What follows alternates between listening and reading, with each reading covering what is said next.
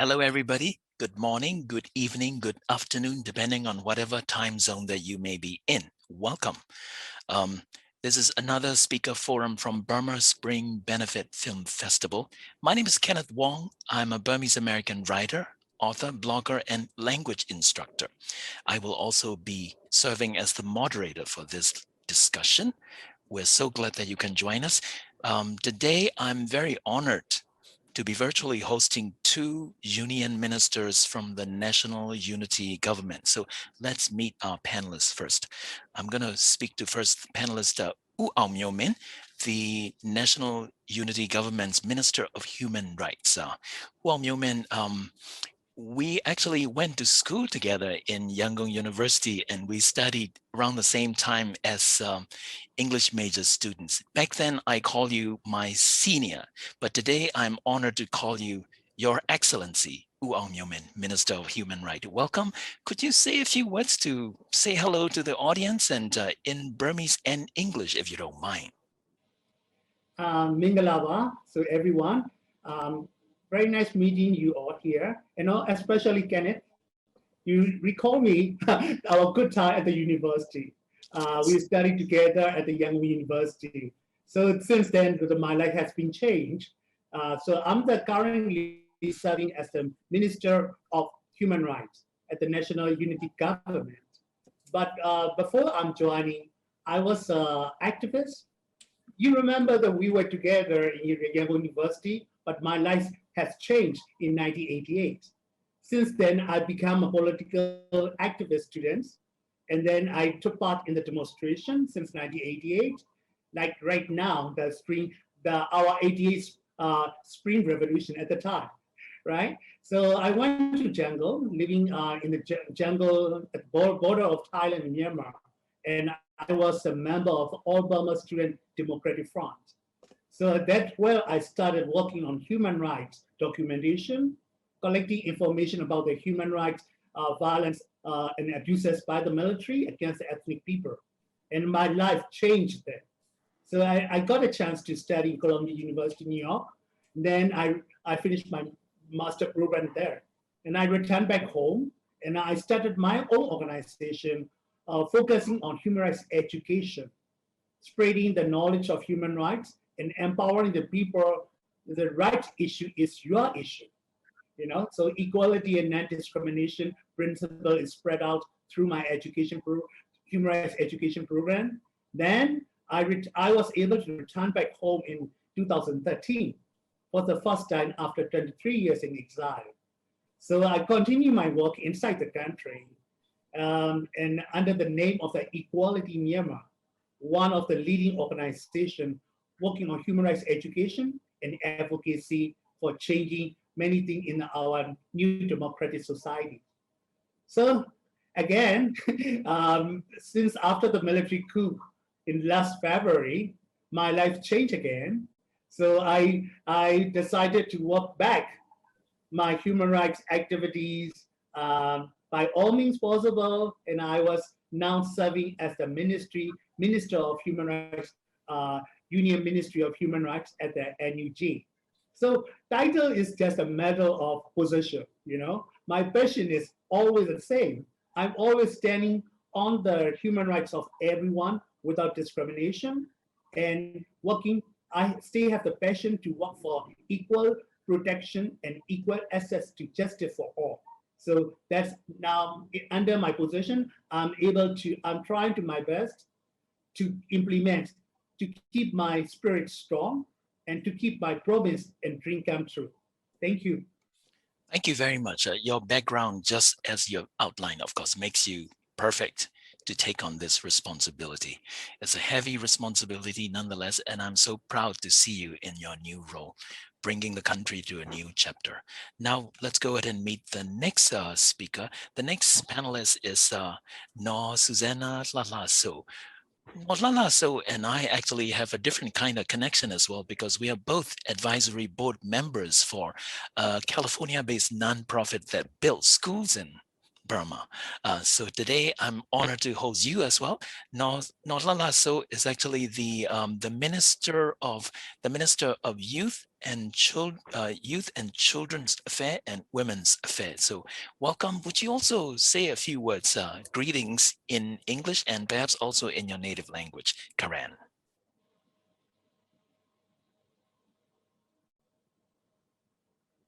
Good morning to you all.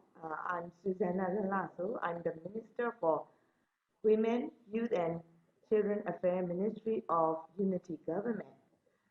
So before I took up my position, I was a Member of Parliament from 2015 to 2020. I served in the Union Parliament of Myanmar for 5 years. In 2020, I ran the election again and I was elected as the current minister for Yangon region. So as you know, when the military coup took up, and then I don't have a chance to take up my position. But on the other hand, I got the position. I was selected as a Minister for Women, Youth and Children Minister. So this ministry is requested by the women and the child rights activists for a long time. But we only have a chance to got this ministry in the new government cabinet. So it is very much proud of it. This is very historic ministry that we are looking for. So I'm very honored to serve my people in this difficult situation. So, gola again ko gane yeyi mi ne no Susannah Lasso yeyi ke ma kudu tagala pomu ta sa do puta ri khen no do yeyi me kwa yemi kwa le ma ta le blodo le kiya kito siya tu kito kisi ne no akai me wenda typical ဒါလို့လဲတော့အစတော့ပကဝကလေးစကောကနေတော့ပကမာတကောနီနော်ဒါလူကောကနေ Thank you. Thank you so much. To the audience, if you have questions for the two ministers, specifically, of course, about human rights affairs and about women's affairs, children's affairs, and youth affairs, type them in. We'll take your comments and we'll address your questions, as many of them as possible. Also, both Aung Myo Min and Nolalaso are operating in conditions where things like high-speed internet connections that we take for granted are not readily available all the time. So please bear with us some of the technical issues. I want to start with you, Aung Myo Min. Aung Myo Min, you started talking about your life before becoming a minister, and that part of your life was actually in a movie called This Kind of Love, Dilo Chimyo. It was a documentary that was filmed by my good friend, Jeannie Marie Hallisey.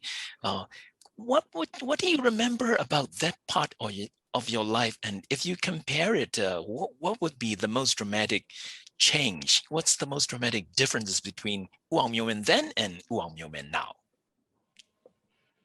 Kenneth, you bring me all good memories of my life because of this kind of love is one of the wonderful memories. I made it together with your team, especially thank you for Ginny. You know, the idea actually came from Ginny because I never thought it could be my story could be a very good documentary. I'm doing just what I believe in. I never thought, this will be a story. But she has a very artistic, view and thinking. She always persuading me. I remember every time I saw her, you should do this, kid. You should do, your story is very extraordinary. I always said, I'm not extraordinary. I'm just an ordinary person. So we started always our argument. But my lifetime, I've been working along the border, as I mentioned before. So I was an activist, and also I was a human rights advocate. Mostly spend my time along the border of human rights documentation. And suddenly, I live in exile.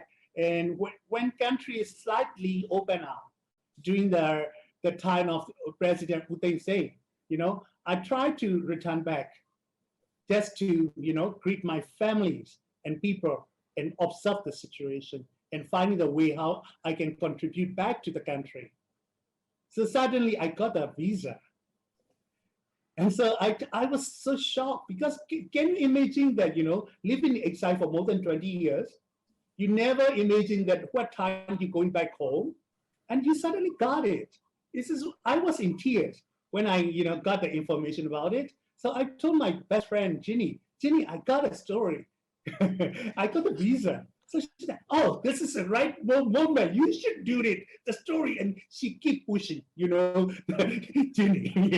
So I said, okay, let's do it. But, just don't make it very, very, extraordinary story. Just follow me and, do whatever I do. I don't want to act or I don't want to speak like a, artificial smile and cry, just be myself as ordinary people. So she said, okay. So when I returned back home, she sent someone to document everything wherever I go, whatever I do. And then she make a story of this based on my, interviews and my activity inside the country. And I was a bit nervous when I remember the first primary show at the film festival. She sent a piece by piece, of the story, but I haven't finished watching the whole story. It was the first time at the opening day of the film festival, big festival organized by Myint Kokoji. So I was nervous, how she would, make a story, how the people and audience would respond. So it's really nice, the very, very, very good script, starting with my background and also my dancing experiences. So everything went well. So I was a bit relieved. And it was one of the best memory to watch yourself on the documentary that you never seen it before. So good response is really good. So that story is more focused on my first part of my life in 1988 as a student activist, from Rangoon University to the jungle. And then another second episode of that one is more focused on the Aung Myo Min as a director of the Equality Myanmar, working on human rights and, advocacy with the government. So this mainly focused on two parts of my life. But life is like a soap opera with so many episodes. Now this is another episode, being as a Ministry of Human Rights, Minister of Human Rights at the Union. So life changes, position changes, and situation changes always. So the big changes is, in the movie, I was an activist advocating or lobbying the government from outside of the government. Now, big changes, I'm the union minister, taking full responsibility of protection and promotion of human rights within the government, and people are approaching me to make a better, stronger, effective cabinet or minister. So this is the big changes. And then there's another common changes is in the first movie, in that This Kind of Love, I always said, okay, I'm back home to my country, and I will continue to work for the faith of democracy. But right now, I'm outside the country again. I'm the exile again. All my dream of living inside the country, working for human rights, is what destroyed by the military coups. So I love to live in the country, work in the democracy and human rights from inside the country, but situation changed a lot, and that forced me to live in exile and continue to work in the extraordinary situation. So these are the changes, and these are the some of the, another episode of This Kind of Love. Thank you, Kenneth. Well, I would say that I would love to see a sequel to This Kind of Love that shows your new chapter as the Minister of Human Rights and your struggle down. So I hope we get to see that at some point. I'm going to also ask Norlalaso. Norlalaso, we also met you as a subject in one of the movies in the film festival called The Vote. The vote was actually about the time when you ran as an NLD candidate in the 2015 election. And I remember that in the movie, you were strategizing over a pot of moinga and onokaswe about how to do campaigning, and all your supporters waiting nervously for the result during the stormy night when you didn't know how the results were going to turn out. What do you remember about that night, the very night when you first time ran as a candidate and waiting for the results? What did you remember about that night?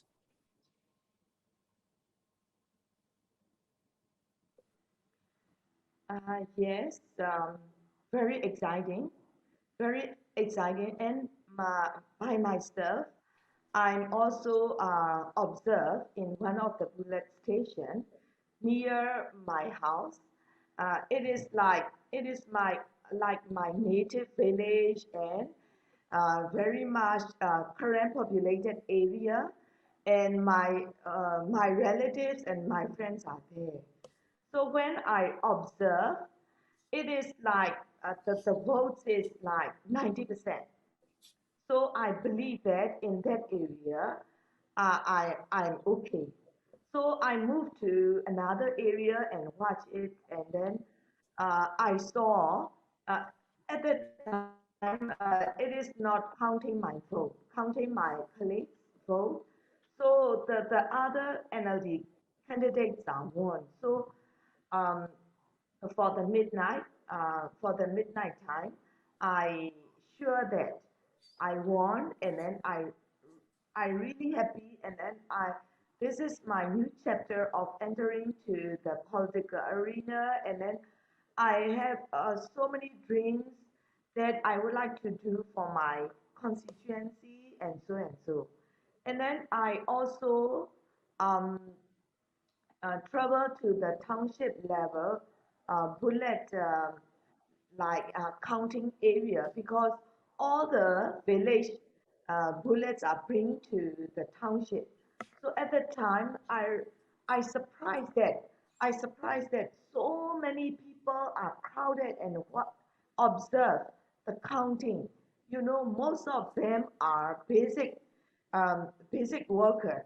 They are like trishaw driver, they are taxi driver, and then especially the school teachers, they are taking care of the bullets, and then they are very careful carrying, and then I saw the hope in their face. And then after the counting in the township, and then I never forget it. The trishaw driver, the young trishaw driver, and then he volunteered himself. Okay, I will be witness, and then I will sign on the bullet the sheet, because we need like 2 or 3 witness to sign on the sheet. So they are very much enthusiastic, and then they are very eager to be witness on that sheet. So I'm so excited. I was moved, and the people are very much value to their vote. And then the people are not sleeping. They are waiting on the whole night in the township office. So this is the night that I never forget. Thank you very much. Nolala, so some of the people who ran in that election afterwards, they told us that because it was the first time when NLD actually won and was in a position to form a government, they actually worried that the army would stage a coup and that everybody would be arrested and nobody would be allowed to take office. Of course, back then in 2015, that did not happen. But this time, unfortunately, it did happen. Did you have that kind of concern? Did you, for example, pack up your bag and just in case there was a coup in 2015? Yeah, there's so many rumors are floating at the time, and as I am an activist, and I also worry, and then I also foresee this kind of phenomena, and many people are talking about it.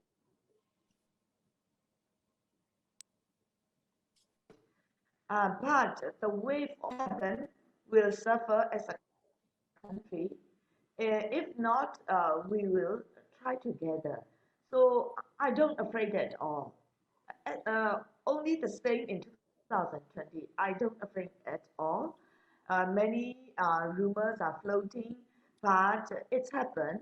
But we as a people of Myanmar, we stand together. We value our votes. We struggle together. We start a revolution together. Now we are together in the struggle. So I don't afraid. We are the people of Myanmar. We have to um, try together. Yes. Well, Myo Min, I have some of my own questions, but I thought we'll probably start addressing some of the audience comments and questions here.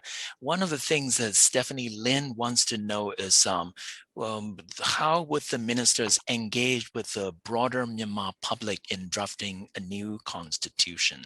I'll start with that. Maybe, well, Myo Min, you can take that. And then the other question from Elizabeth probably is better for Norlala. So does the NUG have the capacity to support the education sector? Because a lot of the young students who are supposed to be in school right now are not really in school because they are either protesting or they are in the civil disobedience movement. So may I start with you, Myo Min, about drafting constitution and how would you engage the Myanmar public? Thank you, Kenneth, and thank you, Stephanie. Long time no see. So thank you for your question again too. Yeah, constitution, federal constitution is one of the important issue. So we have a Ministry of Federal Affairs Union, which is led by Dr. Yen Sakon, who is the ethnic Chin person, and he is personally get involved in drafting the constitution with other ethnic ministries, other ethnic groups along the border a long time ago. So that we are absorbing his, knowledge, experience, and also his the involvement for the drafting constitution together with the other ethnic groups. So the focal ministry is of the constitution, his ministry, but he is not the one who drafting the constitution.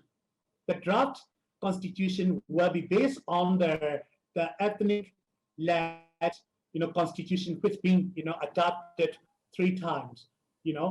So that one, it will be the baseline. It will be the first reference to make it to revise it with, throughout the constitution of the people. So that is the process. So that the draft constitution will be revised with the full participation of the different stakeholders in the drafting process.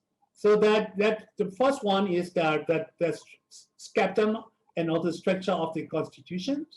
Then that we will have a different series of consultation on the different chapters in the constitution.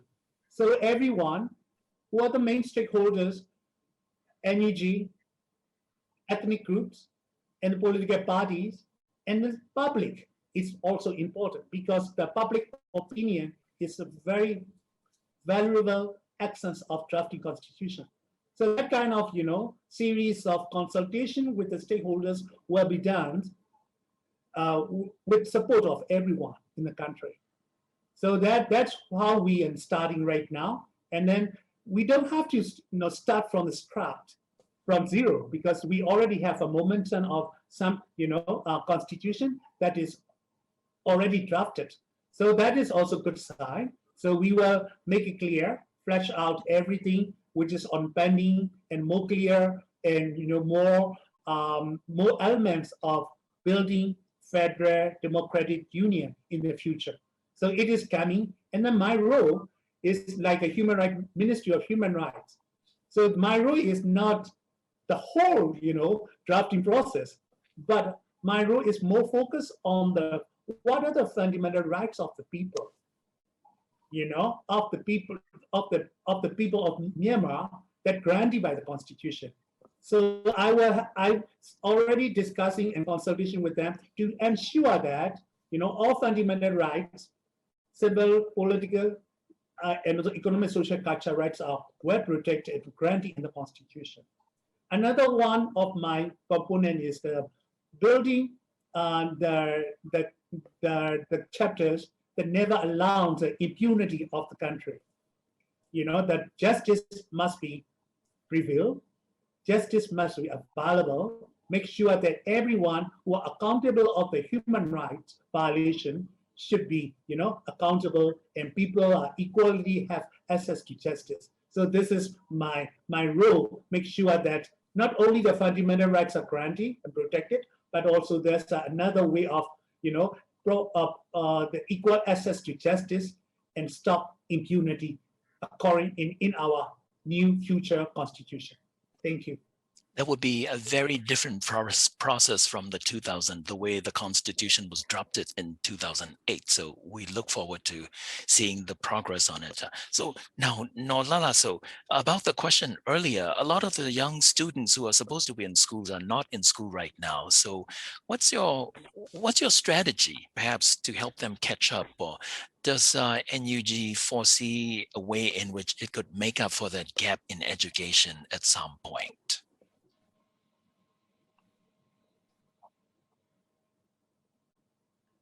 Yes, I always say about it, the COVID is a blessing in disguise. Because of COVID, starting from 2020 early, we use the online meeting, and then online parliament, online the judicial system. So this is what we used to. Now we are working as an NUG. We use a lot of online, you know, and then it's happened and it's very successful. So because of the coup, the school were not able to operate, and many teachers are in CDM movement, and the students themselves, they don't want to join the education that the SAC operated. The schools are not safe because of the terrorists, and they are bombing, they targeting the school. So um, I think this is the good chance that our country start a new chapter. So it is like the homeschool system and the online system that the NUG is trying for. As far as I know, the country like our neighbor country, the India and Thailand and we can say that the US is they have the many experience for the homeschooling for many decades. Um, our neighboring country also they also have the homeschooling. So we are looking for homeschooling initiate in our country, and also using like offline, online, the education system to be established. And we also have like the minister and deputy minister who are very passionate on the education, our education ministry. They are very much passionate on the federal education. So we are very proud to have our minister. One is Kachin, who is the background with the federal education, and one is Shan, who is the rector in the university. So they are very capable of doing this system setup, and now they starting the higher education system, and then sooner they will start the basic education. So I really believe in their capacity and our NUG capacity, and then the collaboration of the students and parents. So this is what I would like to share. Thank you. Thank you very much. I have to tell you, many of the students are on your side, and many of the international universities would love to support you in what you do, of course. One of the challenge I imagine would be that the junta is always trying to cut the internet because they don't want the news going out. So that is a challenge in conducting remote education. I've been teaching remote, which turns out to be very convenient. The next question from the audience, and I think that was actually something that I wanted to ask you as well. How is NUG formed and structured? If you can maybe give a brief, explanation upon how the committee representing the Bidang Zulut or CRPH um, um, form the NUG, and perhaps also talk about what's your priority and what are the challenges for NUG at the moment to gain recognition as the legitimate representative, the official government of Myanmar. Maybe I'll start with you, Aung Myo Min. So that question, I think, it should answer Susannah, because my ministry was less late, set up later. But Understood. I can give you some kind of, briefing on that. So there, actually, the NUT was formed and appointed by the CRPH. Right. That is the elected committee representing people. So this, according to the procedure, the Luto form the government. This is according to the constitution and the international procedure. So, but the composition is different. This is not only the elected MPs of the one party, the winning party, because this is very diverse, ministries from different diverse backgrounds in terms of, the ethnicities, in terms of, their experiences, and in terms of the generations. So you can see that this is the jewel of the diversity that respects diversity and, the inclusion is the very, very meaningful, work for the NUG. So you can see that, not every, ethnic or every political parties, but you see the multi-ethnic groups. And multi, also the gender and sexual orientation inclusion. And also, the people with have a different backgrounds, like the NGO, CSOs, and academic backgrounds are already, included. So this is the thing. And also our goal is, the first priority goal is to start, human rights violations, and then to how can we say, to stop this kind of military junta.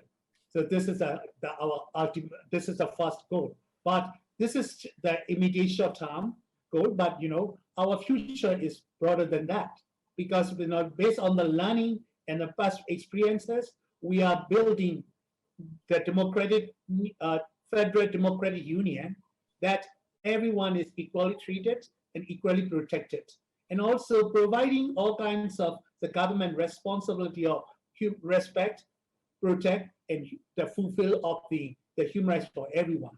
So this is my thing. And so particularly my ministry is based on our motto is equality for all, and then peace for everyone, that, based on the respect. And the last part is the justice for all. So for my ministry, it's very clear that we are working for these three areas. And then since when I appointed as a ministry, I say that, my ministry is not working for the government. I'm working for the people. Because sometimes, Ministry of Human Rights is set up to protect the government and to say only nice thing of the government. But I make it clearly and repeatedly saying that my ministry stands for the people. And then I do my best for the sake of the people, and also make sure that the whole cabinet or the whole government are in line with the international standard of human rights, paying respect and protect of the people. So Ms. Susannah Lalaso can add more, because the history part of the formation of the NUG. So, Nolala, so what else would you like to add? I can certainly see the diversity in the fact that, for example, the NUG have academics like Sia Zawe So, and then you have ethnic representative in U Mangwen Kaing Tan and Duwala Sheila, and Mas Susannah Lalaso, of course, is in the ethnic diversity. Even Gen Zs like Ethan Zamong are part of the NUG. What else can you tell us about the makeup of NUG and its challenges and how it's going to get the international recognition?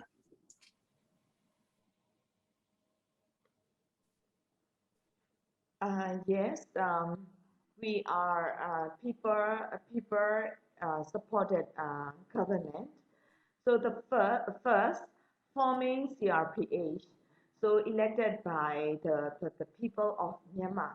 So it is the legitimate parliament that forming to serve the people. And then CRPH formed the NUG, including the different ethnic group backgrounds and like the professionals and also politicians and the different background from the ethnic groups and different backgrounds. So we call national unity government.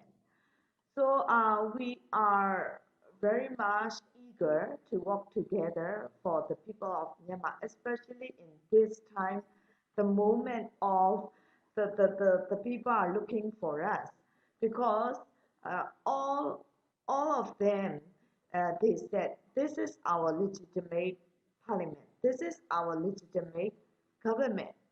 It is nothing important than this legitimate by the people of Myanmar. So we are very proud of it. And you know, now the people are very united and then they are doing together the CDMR and the SAC just dismissed 180,000 school teachers from their job. And this is the loss of their professional. This is loss of their like income and like their dignity.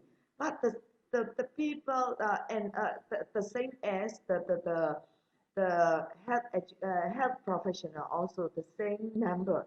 It's merely 200,000 from the health professional. So this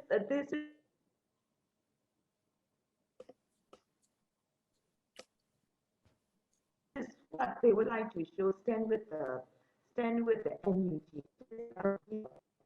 Um, it's an obstacle as a because the SAC is very much using pressure and using the violence and using like heavy weapons, and we never think about the airstrike in the area of Chin and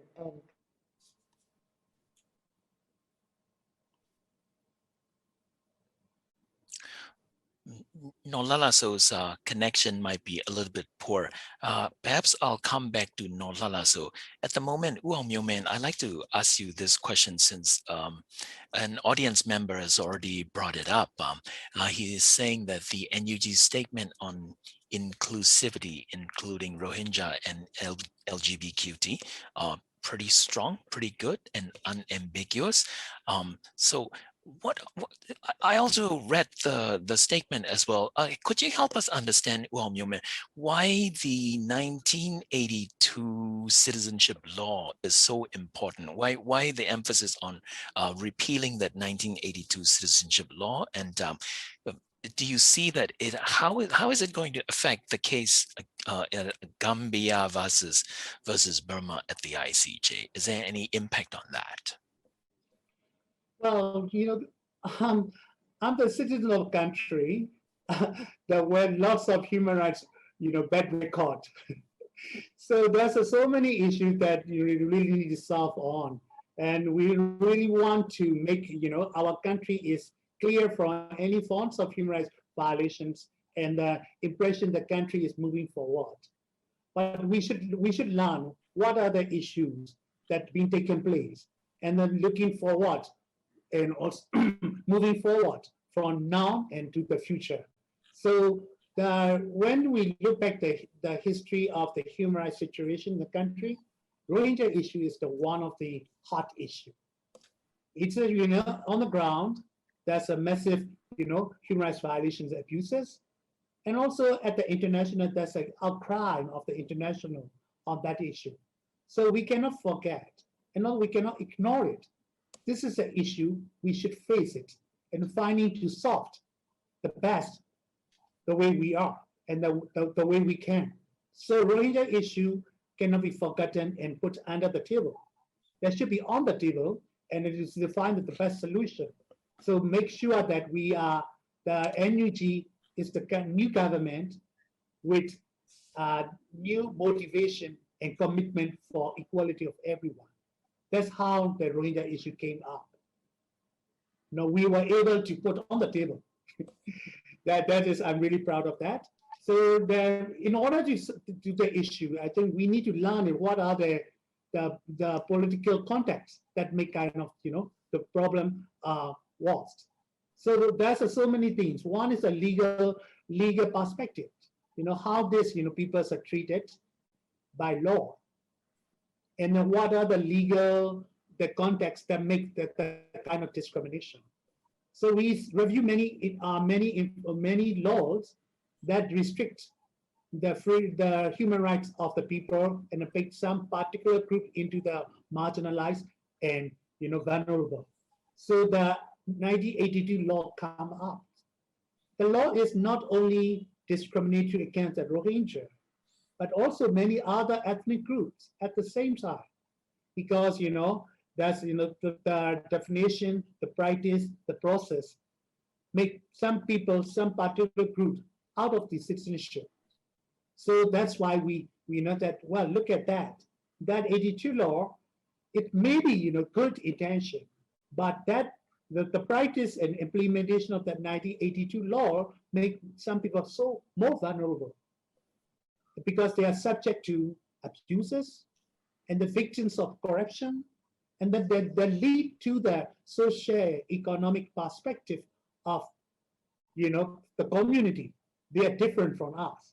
We are superior, they are the inferiors, and we are higher, they are lower. So that kind of the political perspective make more economic and cultural perspective of discrimination. So we need to touch it and find it out how to make the law better and what we are aiming for, the equality of everyone. So that's where the 1982 law came up, and we decided to review it and repeal it, because this is one of the causes of discrimination, not only the Rohingya people, but also other people, who are not entitled to be a citizenship. So that's how we came up that. So that the strategy position paper is very clear. We recognize, the groups calling Rohingya themselves as a Rohingya. Second one, they are human beings, so as NUG is practicing zero tolerance of discrimination. Everyone should be, protected by law and by constitution, and they are entitled to have, right to life and right to security. And then also we need to do so, repeal and of some laws, including 82 law, and stop this kind of discrimination. And then we also think that that volunteer repatriation should be really respected, and the follow-up implementation of this strategy's position must be accomplished. And then we also welcome the participation of the Rohingya people in the future democratic union. At the same time, in hand with the NUG and other political institutions of the country. So this is clear. So for this one, what we can do is that we can prove that NUG is stand on the principle of equality and care for the human rights. So, and also that also linked to the international attention, because the whole world is watching. not only what the military junta is committing, but also how the NUG is, committed for the future federal constitution. So that is our clear position, that we as firmly stand on the non-discrimination and equality. So, and that's also linked to the ICJ cases, like you mentioned. So we say that now that's such a development. When country was at the trial, the first time at the trial.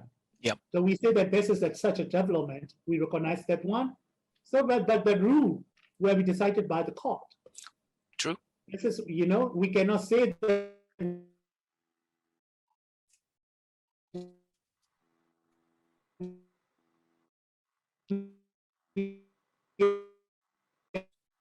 Okay. For now, it seems Aung Myo Min's audio is a little bit interrupted, so I'm going to come to you, not Lala. So earlier you were talking about how the State Administration Council, which is of course the junta's SAC, has been using a lot of violence to threaten people.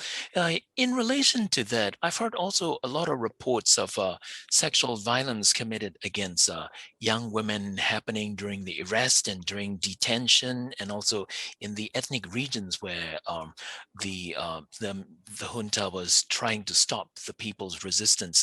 What is the NUG's strategy to hold these people accountable?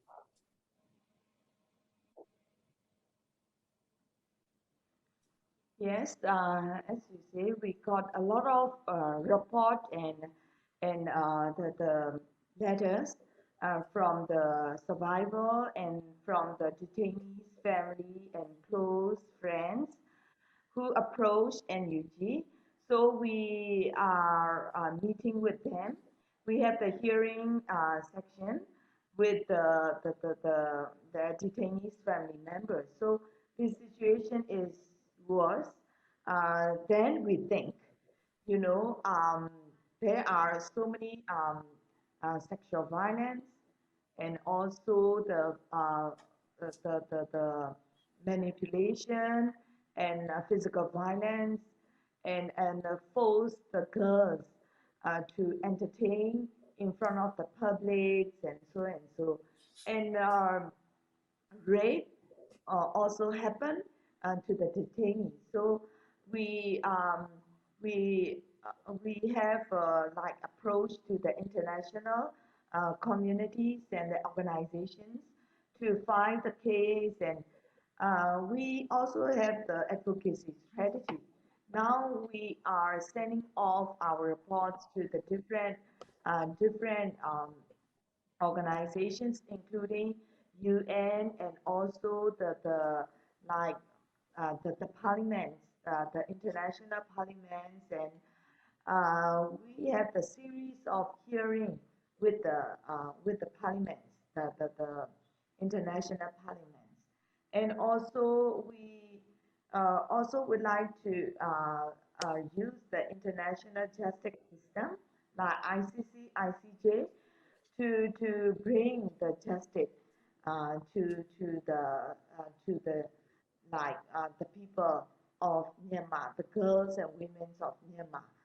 So now we are doing a lot of campaign and awareness among the country, and with collaboration with the like the young people and also the campaign group within the country and along the international community.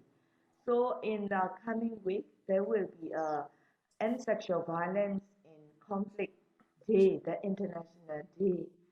So we are going to do a lot of a series of webinars, and also the we have the page to test and also the like contributors, and we will do a lot of like advocacy events on that day, June 19. So this kind of activities is going on inside and outside the country. So the justice shall be done for those who are abuse and sexual violence. All right. While we're waiting for Aung Myo Min to come back and reconnect, probably he has to reconnect because of the internet issue. I'm going to ask you a follow-up question, Nolala. So, what is are you happy with the way the international community has been reacting to the coup in Myanmar? For example, ASEAN doing its own thing, UN Security Council, US government is imposing sanctions. Who do you think are doing a good job? Who do you think needs to do more? What are your thoughts on that?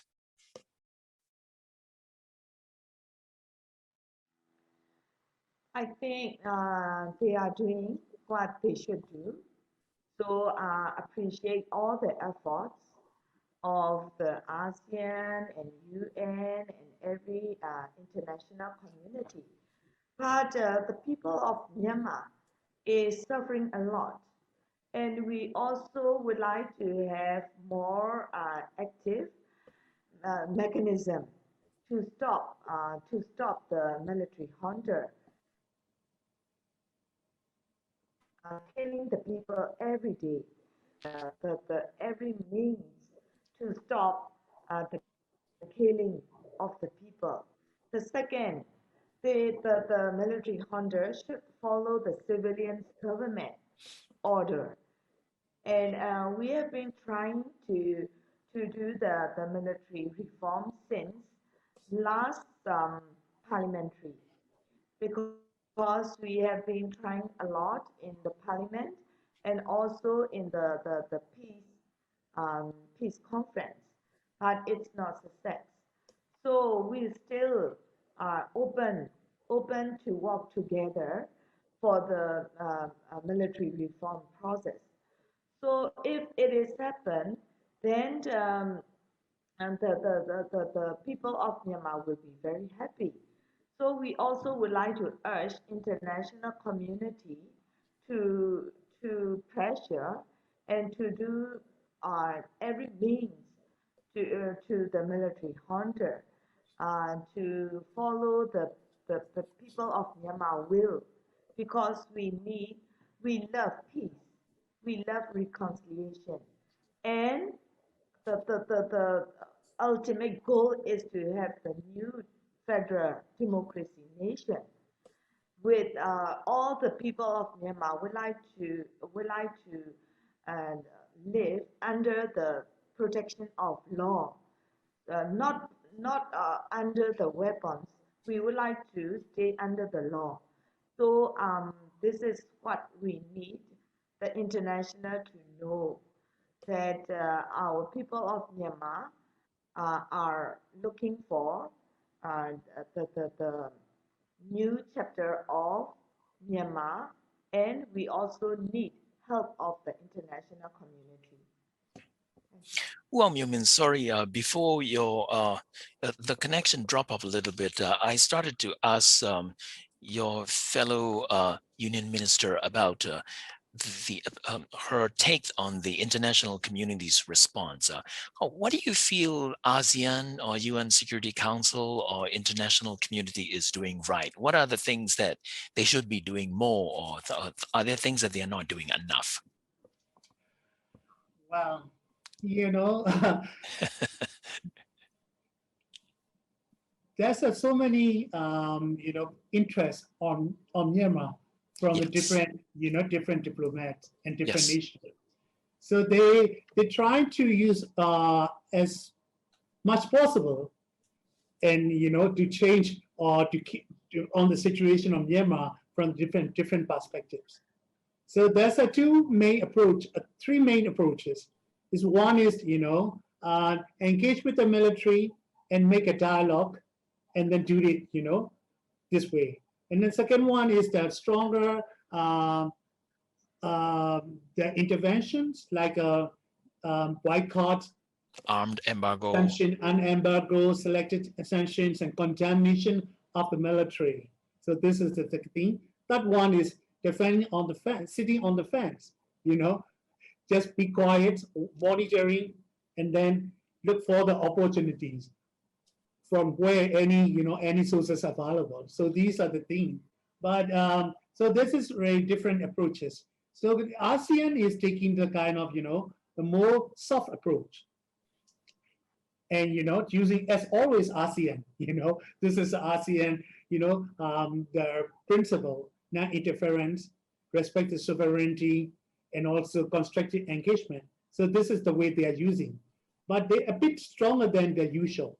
They particularly point out Myanmar and also raising the issue of violence and human rights, but they stay keeping that kind of soft approach. And then it was supported by the many other countries, like both the Western and also our neighboring countries like China. So they got endorsements from some of the things. You see whether that kind of approach is soft. At the same time, there's another a more vocal and also more stronger actions, like some countries like US, EU, and Canada, and economic boycott, investment, sanctions, and stop and embargo. But the thing is, they have an intention and they have a different approach. That must be a coordination effort. Usually in the international diplomats, we know it's very old theories of carrot and stick. Carrot is to persuade the government to follow it, but stick that sometimes you need to be spoken. You need to speak out and take some kind of action. So that what I'm seeing is that countries sometimes they're using carrot and they're using stick, but there's no coordinated strategies how to put both strategies together. So there's a way, and this is a gap of make sure that everyone have a same goal to change the situation, but there's a good coordination. So, but this is the way we should work on that. And the UN, UN can play that role, but the UN is not that strong, and also it's also backed by the different states at the UN Security Council. So every time when we raise the issue of coordination and collective action, global action, always fails because of the different opinion. So, but there's some countries should take a leading role, like a France of Myanmar can take a leading role of the coordinations, make sure that this is the way to approach it, but this is the way to do it. But in principle is, that kind of every approach must be consulted with the people and the representative of the government, the NUG, and other stakeholders, the ethnic groups. So they cannot do it, from their own way, but, consultation with the stakeholders of the government, the NUG government and the ethnic people and the people opinion should be respected. The inclusiveness of that one too, and also having a consultation with what are the most practical, solution and recommendation that could be facilitated. So this is my opinion of the international effort and our call for the different international approach, be coordinated and also consult with the people of Myanmar, NUG, and ethnic groups as well. Very good. We're almost at the end of the hour. So I thought I'll give each of you a chance to say some closing remarks. Perhaps you can send a message to the overseas Burmese Americans who are trying to figure out the best way to help you. Perhaps you just want to send a message to the international community, whatever you would like to say, your closing remarks. So I'll start with you, Nolala. So your closing remarks, please. What would you like to say? What's your message to us or to the supporters? Yes, I know that many people are supporting Myanmar democracy movement. They all are with us. Most of them, they share their resources, their spirit, and their love to Myanmar people. So thank you very much. And we all Myanmar people are deserve of freedom, deserve democracy. And we also would like to go to the federal and inclusive way. So please uh, continue support us and advocate for us. and please stop the SAC, what they are doing now, and be with us for until we win. Thank you very much. Thank you. Thank you very much. Aung Myo Min, your closing remarks, either message to your supporters or message to the international community, whatever you'd like to say, sir. Thank you for your continuous supporting to the cause of democracy in the country. So, please speak out for Myanmar and the people of the Myanmar, wherever you go, whatever you do, and what action you can take it up, and amplify the voices, because the people in the country don't have the chance, like you say you do. So please amplify the voices that Burmese people are entitled to enjoy their freedom, justice, liberty, and human rights. And then also you can do a lot of things, as I say, that act locally, think globally. Think about the Myanmar as a global issue, because it's a threatening to the regional stability and the global issue of the threat to democracy and human rights by the military. So what the act locally, what I mean is to organize the kind of the campaign and showing solidarity to the Myanmar people in your community. And also another step is please delegate the message of the Myanmar people to your legislature and also MPs at the communities, so they are aware of, and that action will be taken to the federal level or on their state level. So please do that. And also, you can directly support to the work of the NUG and the people who are still fighting and sacrificing their life, like the CDM people and the student activists and many people. We can have a link directly with you to support.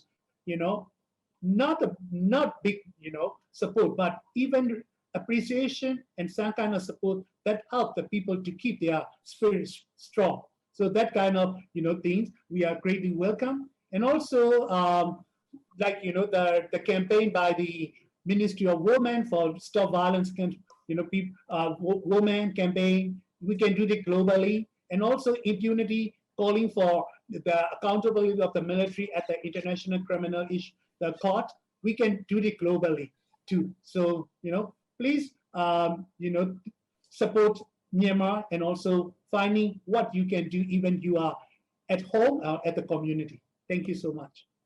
Thank you very much. Now that you mentioned CDM, the Civil Disobedience Movement, the reason we launched this film festival, Burma's Spring Benefit Film Festival, of course, is so that we can raise funds and we can somehow find organizations that we can work with to support the people who are participating, the civil servants, the teachers, the doctors, who are trying to resist the military regime at great peril to themselves. So if you can support us, buy a pass to watch movies or make a donation, that will help us a lot.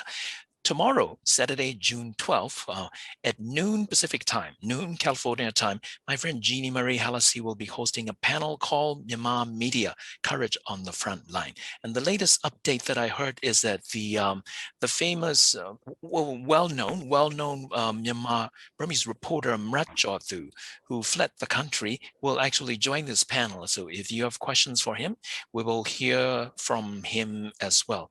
I got a time correction here. This is actually local time, 3 p.m. Pacific time, I was told. All right, so with that, I'd like to thank my two very special guests, Minister Aung Myo Min and Minister Susannah Lalaso. Thank you very much. In other panels, I just say goodbye. And I think in this panel, I think it'll be appropriate for us to do the Myanmar ending. Ayirobong, Aoyami. Ayirobong, Aoyami. Ayirobong, Aoyami. Thank you very much, everybody, for joining us. This is Kenneth Wong. Until next time, I am out.